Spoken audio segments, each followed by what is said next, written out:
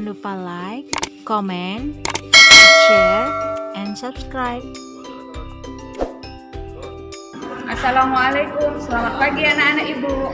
Salam sehat, salam cerdas. Ayo semangat pelajaran hari ini. Video ini dibuat oleh kelompok ceria. Assalamualaikum anak-anak.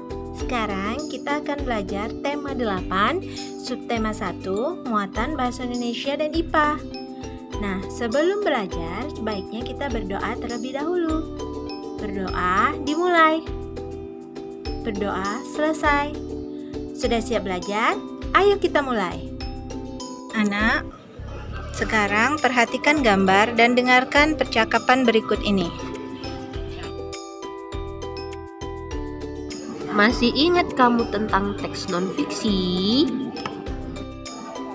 Tentu saja, teks non-fiksi itu adalah bacaan yang disusun berdasarkan fakta atau peristiwa yang benar-benar terjadi.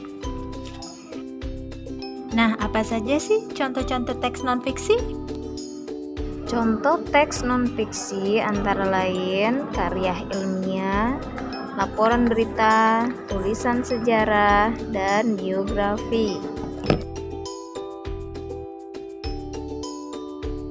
Itu tadi adalah contoh-contoh dari teks non-fiksi.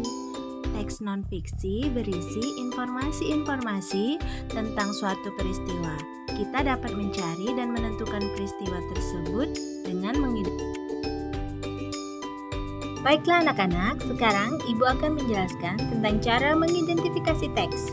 Yang pertama, membaca dengan cermat. Kedua, membuat ide pokok. Ketiga, membuat peta pikiran. Dan yang keempat adalah menuliskan beberapa kalimat dari ide pokok tersebut ke dalam peta pikiran. Setelah mengetahui cara mengidentifikasikan teks, mari kita menuju ke teks bacaan berikut. Bacalah teks berikut ini dengan cermat.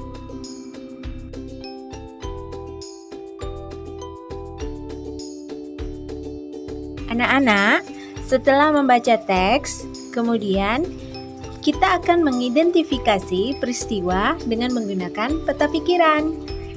Peta pikiran dari teks yang berjudul Demi Air Bersih, Warga Rela Berjalan Sejauh 15 km. Nah, untuk mengidentifikasi teks tersebut bisa melalui pertanyaan-pertanyaan. Yang pertama, apa peristiwa yang terjadi? Peristiwa yang terjadi adalah warga Kelurahan Waburubu mengalami kesulitan untuk mendapatkan air bersih. Pertanyaan kedua, berapa jarak tempat tinggal warga dengan sumber air bersih? Jarak tempat tinggal warga dengan sumber air bersih adalah 15 km. Pertanyaan ketiga, di mana warga mengambil air bersih?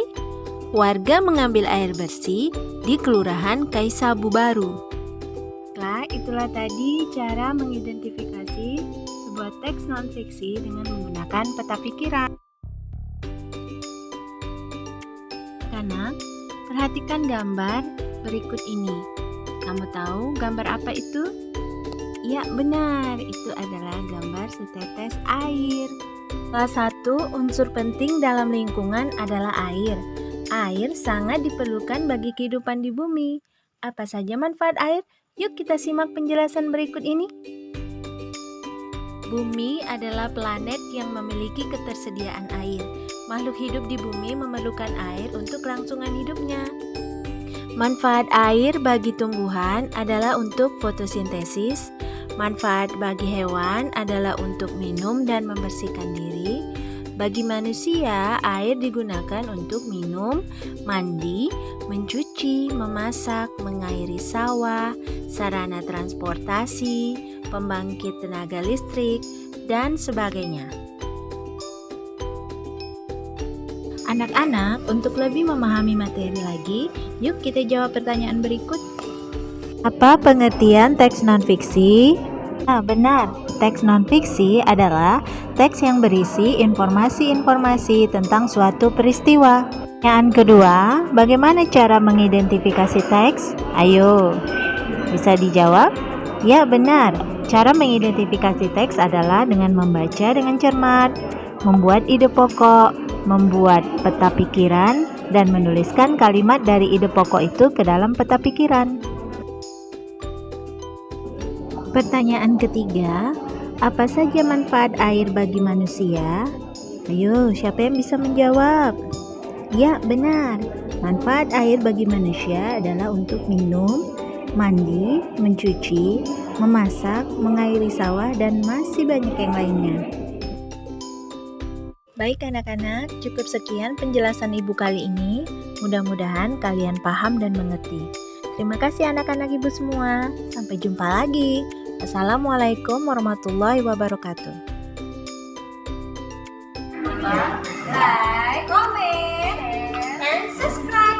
Kelompok ceria mengucapkan terima kasih banyak sudah menonton video ini. Jangan lupa tetap selalu patuhi protokol kesehatan. Dadah!